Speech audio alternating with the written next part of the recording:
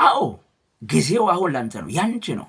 አዎ በአባቶቻችን ዘመን ሲሰራ ያያችሁት፣ ሲረዳቸው ያያችሁት፣ ሲያግዛቸው ያያችሁት፣ ያመናችሁት እግዚአብሔር በእናንተ ቤት ደግሞ ዛሬ ምልክት ሲያደርግ ታያላችሁ። መጽሐፍ ሲናገር እንዲህ ይላል፣ ኢያሱ ከሙሴ ጋር እንደነበረ ያቅ ነበር። የሚደረጉ ታምራቶች የሚደረጉ ስራዎችን ያውቅ ነበር እና ይገርመው ነበር፣ ይደነቅ ነበር።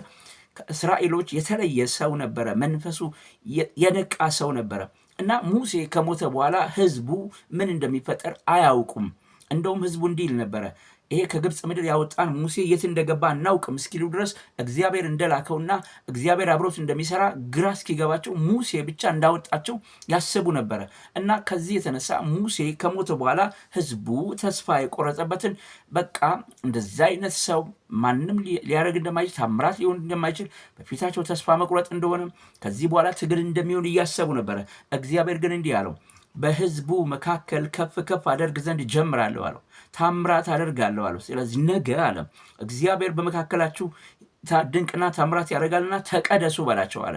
ዛሬ ነግራችኋለሁ፣ በእናንተ ቤት ድንቅና ታምራት ይሆናል። በእናንተ ቤት ታምራት ይሆናል። ተቀደሱ፣ ተለዩ፣ አስቡ። ተለዩ ማለት ምንድን ነው? እግዚአብሔር ድንቅ ያደርጋል ብላችሁ ማሰብ ጀምሩ።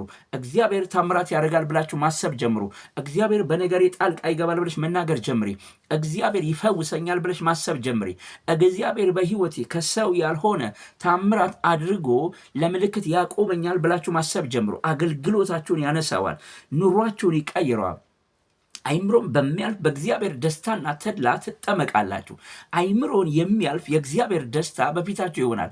ኢያሱን ያለው እንደዚህ ነው። ምዕራፍ 3 ላይ ኢያሱ መጽሐፍ ምዕራፍ 3 ላይ ቁጥር 5 ላይ ሲናገረው እንዲህ ብሎ ተናገረው። ነገ የሚሆነው ነገ እንዲህ ይሆናል ብለህ ነገራቸው። ነገ አለ የሚሆነው ነገር ምን መሰለህ አለው። ነገረው።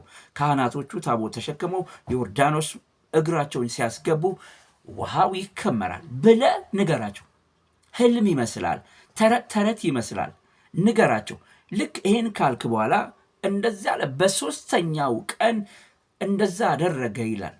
ካህናቶችን አፈጠናቸውና አስነስቶ ዮርዳኖስ ወንዝ ዳር ላይ ውሃውን እግራቸውን እንዲያጠልቁ አደረገ። ልክ እንደተናገረ ህዝቡ በድንኳኑ ነበር ይላል። ከዚያን ጊዜ ጀምሮ ይላል ዮርዳኖስ እንደ ወትሮ ሞልቶ ነበር በመከሯት እንደሚሞላልና ነገር ግን እንደ ተራራ ተከመረ ይላል፣ ወጣ ይላል። በጌታ በኢየሱስ ቅዱስ ስም ዛሬ በህይወታችሁ ላይ ወጥመድ የሆነ ነገር ሁሉ ተበጥሶ ታያላችሁ።